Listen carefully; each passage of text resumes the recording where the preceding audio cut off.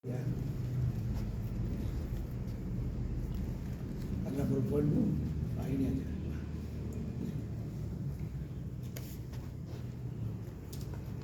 Seberapapun kita perlu kita berteman. Kalau ada nomor teleponnya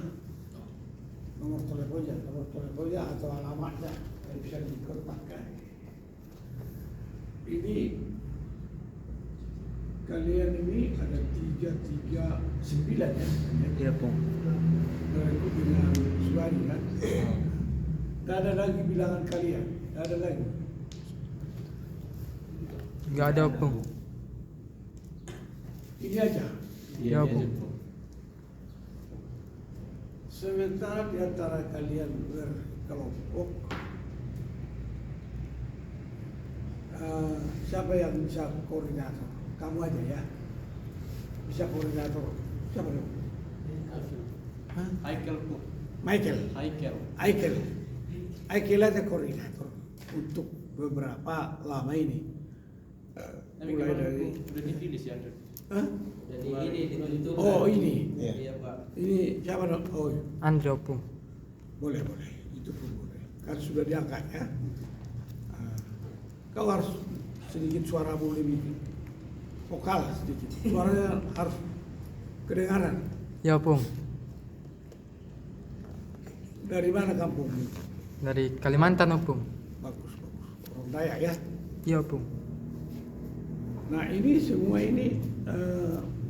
semua kelihatannya yang hadir ini kumpulan yang tersebar ya. Kamu dari Papua, ini dari Kalimantan, ini dari Inggris, dari Denmark, ini Papua ya, Papua, itu Sulawesi, Minahasa, Talaut, oh sama dengan dia. Ada Talaut itu ada beberapa pulau. Satu doang. Oh satu pulau. Kau dari Sangir kan? Dari sama kami berdua. Oh. Satu kampung juga. Talaut ya. Kamu semester berapa? 4 waktu. Ya. Oh. Jadi kita ini udah, kalau yang sebelah kananmu dari Iya. Nias. Nah, ini udah bagus ini kumpulan ini. Kita efektifkan dulu kumpulan kalian. Semua bangkit. Yang kurang berani didorong. Yang kurang ada kelemahan tubuh terus giat. Tak ada yang udah sehat. Tapi kalau ada kemauan, pasti Tuhan buka jalan. Kenapa kita tidak sama kemauannya? Sumbernya itu dari firman Tuhan yang bisa mengisi hati nurani kita, kalbu kita, jiwa kita, roh kita itu. Mutlak itu dari firman Tuhan. Mutlak. Karena semua dari firman Tuhan pun terus merenungkan firman-Nya. Dia yang berfirman, dia pun merenungkan firman yang dia sampaikan. Menjawab iblis dia 3 kali dalam percobaan di gurun, ada firman. Jadi tidak bisa mengelak si iblis itu. Ada firman. Dan firman yang Tuhan katakan itu sudah tertulis dan yang belum tertulis. Jadi si iblis tidak bisa mengelak. Dia nggak bisa katakan saya belum pernah dengar. Karena iblis dulu penghuni sorga.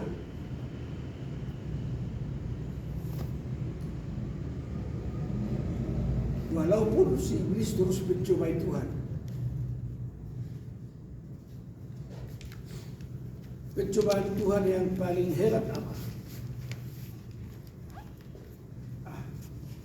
Jadi dia berkomplot sehingga sepertiga malaikat itu terseret oleh dia.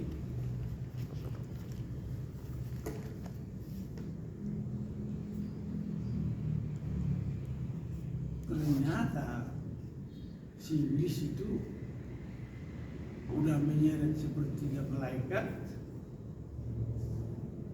yang sepertiga itu rupanya beranak pinak juga.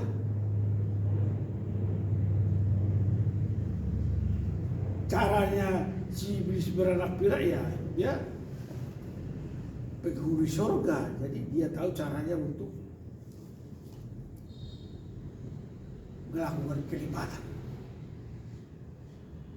sehingga mereka bertambah banyak.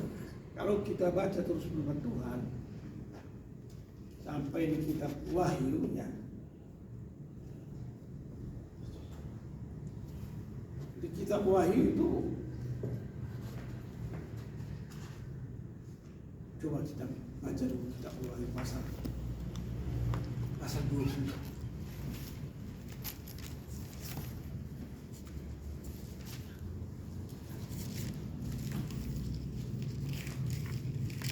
Wahyu perlu kita perbincangkan. Kenapa? Karena ini kan akhir zaman kan. Jadi pasti kita akan melintasinya kan. Atau kalaupun tidak di umur kita ini, tapi udah kita tahu.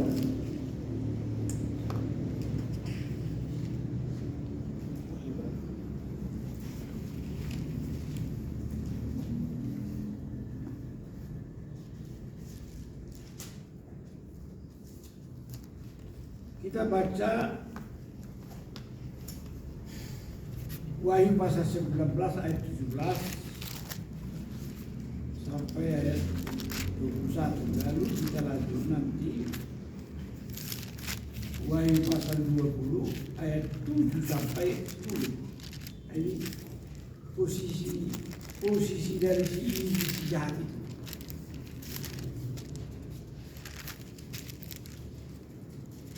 Berapa banyak dia? Cobalah kita lihat baca ya.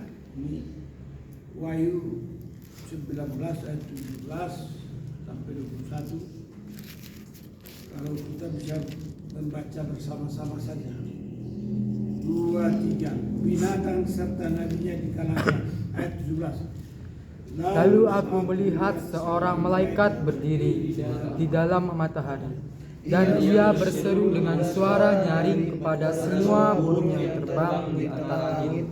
Katanya, marilah ke sini dan berkumpullah untuk turun dalam perjamuan yang besar, supaya kamu makan daging semua raja dan dari semua panglima dan daging semua pahlawan dan daging semua budak dan daging semua punggungnya dan lagi semua orang baik yang mereka mau hamba. Jangan begitu bicara.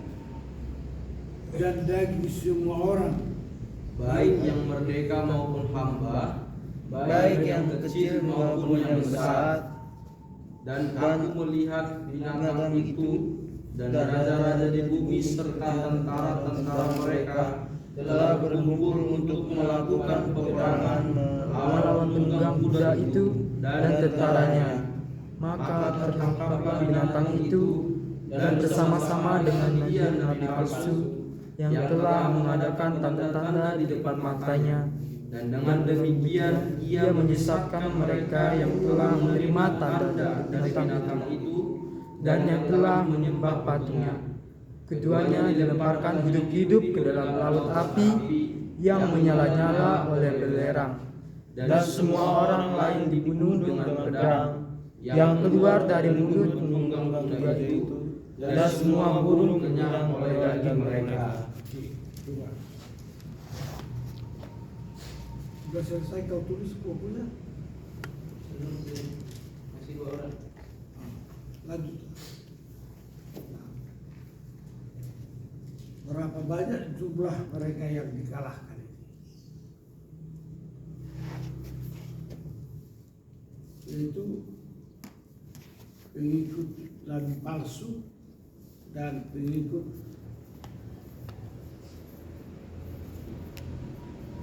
penyesat. Jadi sangat banyak.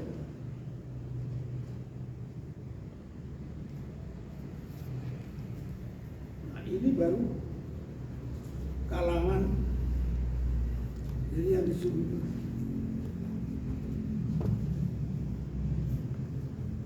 yang ditangkap ini belum semua.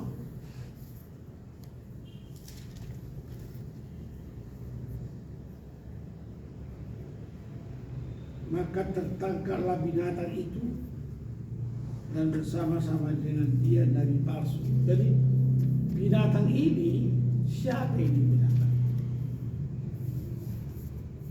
Nah, ada ular tua, itu binatang itu. Ular tua itu belum iblis, belum rajanya iblis itu. Ular tua belum rajanya iblis, ciptaan iblis itu. Bukan ciptaan, karena iblis tidak bisa mencipta. Rombongannya iblis, rombongannya, ya sudah dibakar kan? Lalu kita baca ayat pasal 20. Nah, ayat 7, iblis dihukum.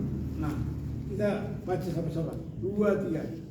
Dan setelah masa 1000 tahun itu berakhir, iblis akan dilepaskan dari penjaranya dan ia akan pergi menyesatkan bangsa-bangsa pada keempat penjuru bumi, yaitu Gog dan Magog, dan mengumpulkan mereka untuk berperang, dan jumlah mereka sama dengan banyaknya pasir di laut.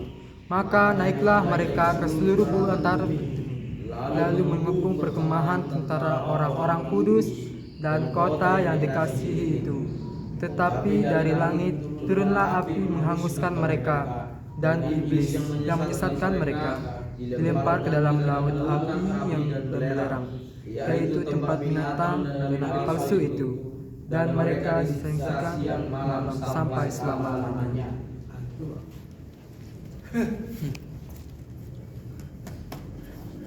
Kelompok yang pertama nabi palsu dan binatang. Berapa banyak nabi palsu itu? Tahu kan nabi palsu siapa? Muhammad nabi palsu. Berapa banyak akibat dari ajaran dari Muhammad menjadi menyimpang sampai sekarang. Ada Hamas yang Israel, ada ISIS di Irak, ada Al-Qaeda di Afghanistan, ada Taliban di negara-negara Islam, ada fundamentalis di negara-negara. Itu baru dari aliran Muhammad. Bagaimana dari aliran Hindu? Banyak sekali penyesat. Bagaimana dari aliran Buddha? Banyak sekali penyesat. Bagaimana dari Shinto, Konghucu, animisme,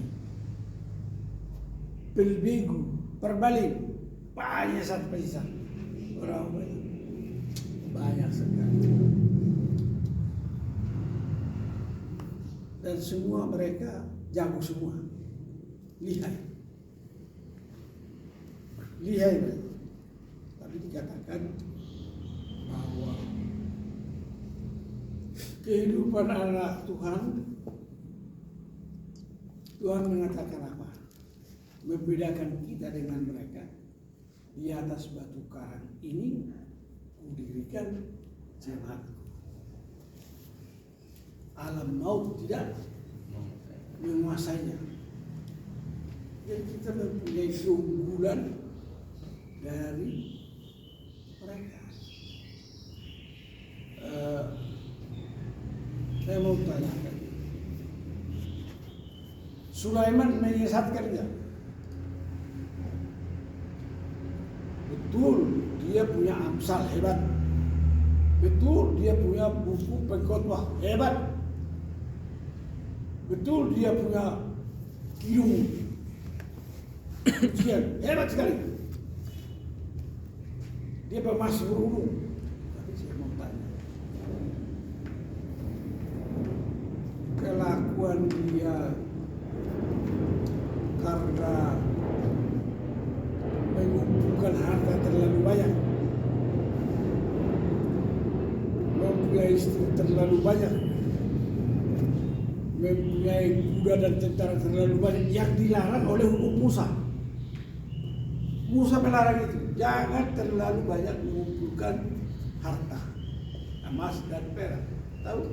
Dia mengumpulkan harta emas dan perak sampai ratus sila bawa juga. Dayang-dayang dibawa juga. Nah, akibat ulah daripada Raja Salomo, kerajaan Israel pecah. Hanya sudah diingatkan, saya tidak mau memecah kerajaan Israel di zaman kehidupan Salomo. Dari keturunannya akan pecahkan. Maka timbullah kerajaan Samaria dan kerajaan Yehuda dan kerajaan Benyamin. Dua marga disebut kerajaan Yehuda dan Yerusalem.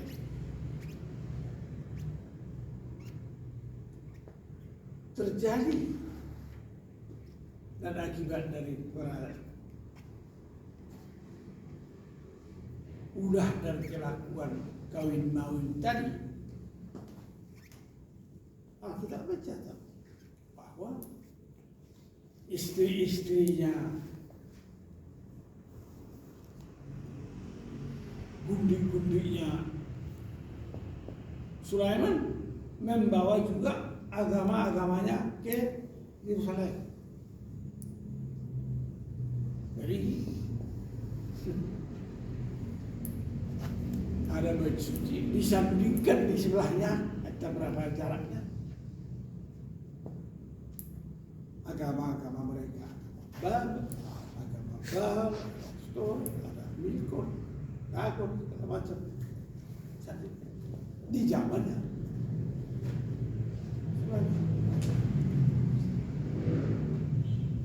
akibat dari kelakuan Sulaiman,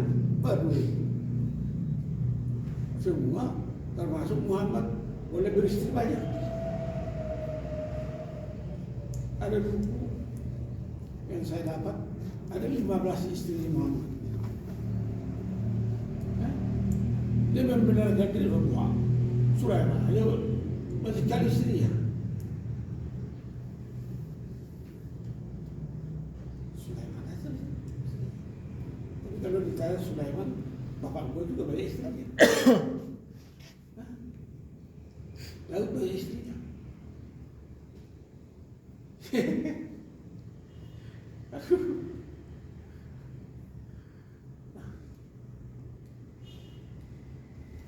Maka ketika Tuhan datang, Tuhan menegaskan satu untuk satu. Gak boleh beristri. Alasan apa? Kenapa orang yang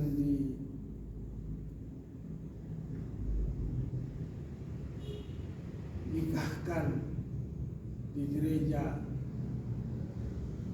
bisa tidak sukses? Bukan pernikahan itu tidak boleh, pernikahan itu sendiri. Tapi yang menikah ini merasa terpaksa kawin di gereja.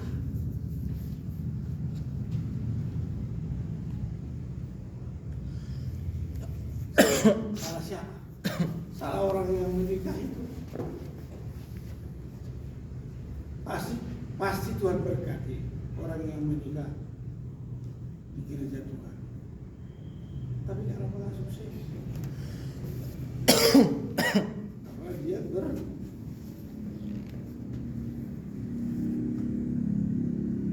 berhati mendua. Dan kita agak lari berbicara, tapi yang kita bicarakan bahwa begitu banyak iblis dan rombongannya. Nah, kalau kita baca setelah dimasukkan ini yang baik keturunan binatang itu, baik penyesat yang banyak itu, baik iblis sudah kan tadi, sudah ditangkap semua kan, sudah masuk neraka kan. Nah, kita baca hukuman terakhir. Nah, kita baca hukuman terakhir ayat 11 sampai ayat 15. Coba. 2, 3. Lalu aku melihat suatu tahta putih yang besar dan Dia yang duduk di atasnya. Dari hadapannya lenyaplah bumi dan langit, dan tidak ditemukan lagi tempatnya. Sampai di sini. Setelah iblis total, setelah iblis dan pengikutnya sudah masuk neraka, ada peristiwa yang hebat. Lalu aku melihat suatu tahta putih yang besar dan Dia yang duduk di atasnya. Dari hadapannya lenyaplah bumi dan langit, dan tidak ditemukan lagi tempatnya. Bayangkan, langit dan bumi lenyap, tidak ditemukan lagi. Jadi tempat kita, aula kita ini, atau katakanlah Senayan atau istana, dari pulau dan benua, pokoknya bumi dan langit, satu galaksi lenyap. Jadi bukan hanya bumi yang kita berduduk di sini, termasuk dalamnya adalah laut dan langit yang kita di atas kita ini lenyap. Kalau kita mau mengikut Tuhan, sebetulnya dari sekarang kita harus tetapkan keputusanku hari ini mengikut Yesus. Keputusan kita sekarang mengikut Yesus. Dengar apa? Ulangi dulu. Keputusan harus mengikuti Yesus. Keputusan saya hari ini mengikut Yesus. Keputusan saya hari ini mengikuti Yesus. Ya, harus tegas. Jangan ragu-ragu. Jangan kamu perbaiki cara kau bicara. Tidak ada yang mustahil. Kau bisa bicara bagus kalau kau mau. Ikut Yesus saja. Ikut Yesus keputusan. Keputusan saya hari ini mengikut Yesus. Udah dikatakan seluruh penyesat. Saya tanya sama kamu, nabi palsu ikut enggak? Ikutlah. Dan pengikut-pengikutnya berapa masuk neraka. Kan sayang kalau kita ikut Yesus. Dengarkan tahta putih yang turun dari surga. yang turun dari surga. Maka lenyaplah langit dan bumi dan tidak ditemukan lagi. Jadi kita nggak usah terlalu irilah, kenapa hidung kami kok begini aja, kecil, karpet juga udah tua, lampu kurang terang, AC hidup tidak jelas, ya ada pohon. Tetapi kita punya tujuan kan? Apa tujuan? Yesus mengatakan di dalam Yohanes 14. Ayo kita baca. Yohanes 14 ayat 1 sampai 6. Boleh.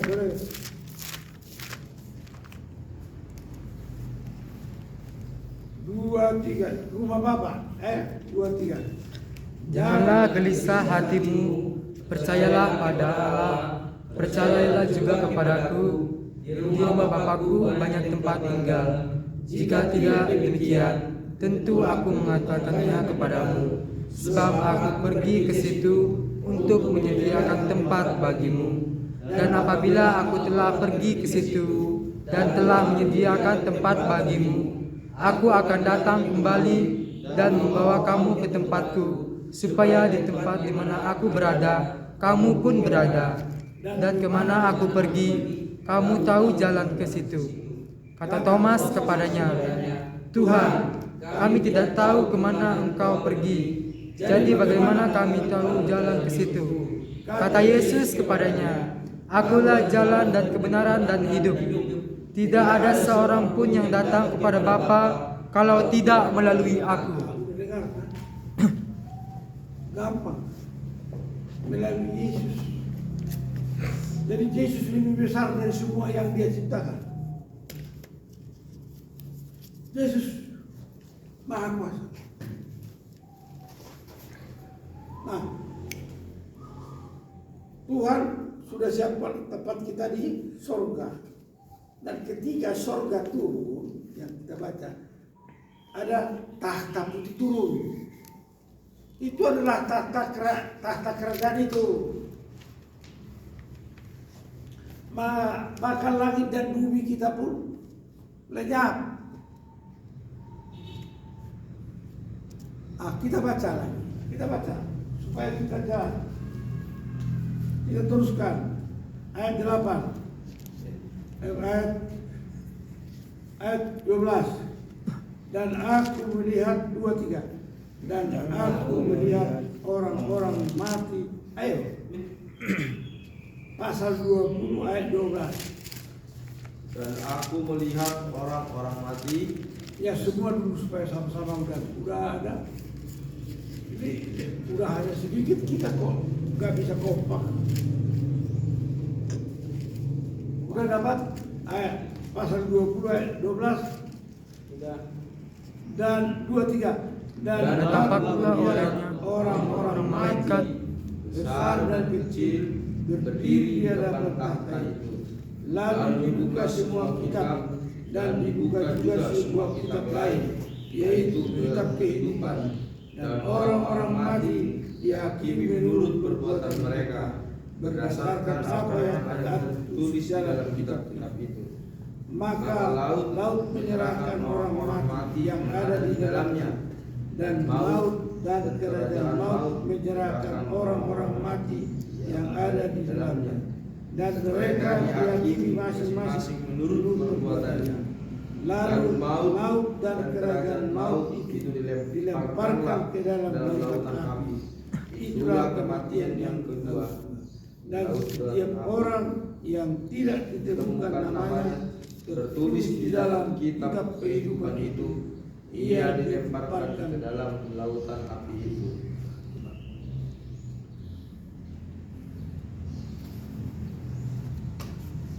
Itulah penghakiman yang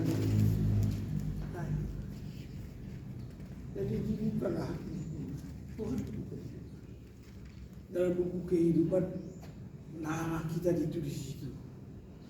nama kita ditulis itu tidak diadili lagi kita, sudah langsung dipindah ke rumah Bapak tadi. Kan kita udah mati nih, tapi matinya kita dalam Tuhan. Nah, ketika kita mati, udah ditulis nama kita dalam buku kehidupan. Nah, yang menulis siapa? Saya udah terang. Yang menulis kamu siapa? Yaitu gereja. Gereja di mana kau beribadah?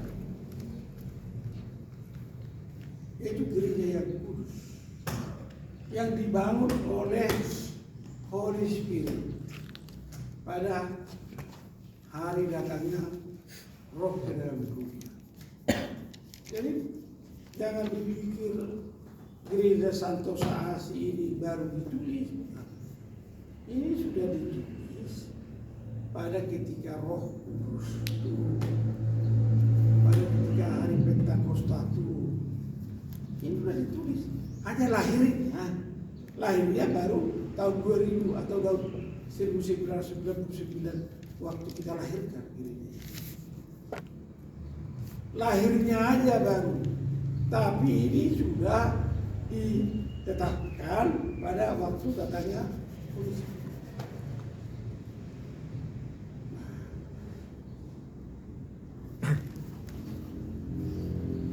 Yang menulis siapa dalam buku kehidupan? Datangnya pertama dari gereja yang kudus, yang ditentukan oleh polisi. Yang kedua oleh siapa? Oleh malaikat. Karena sebenarnya orang yang dipilih Tuhan, yang dipanggil Tuhan menjadi umatnya, menjadi muridnya, pasukan malaikat menjaganya. Iya, baik-baik. Hari ini kau tahu, kalau kau percaya pada Yesus, Tuhan siapkan malaikat berjaga, menjaga kamu. Tapi kenapa sampai begitu? Karena kita orang penting, berharga kita di hadapan, dan terus akan dikawal, terus kehidupan kita akan dikawal ya. Jadi jangan khawatir suara cari makan tadi ini. Nah, apa? Jalanin aja, banyak kerja begini. Tapi jangan khawatir, jangan takut, jangan gentar. Jangan takut.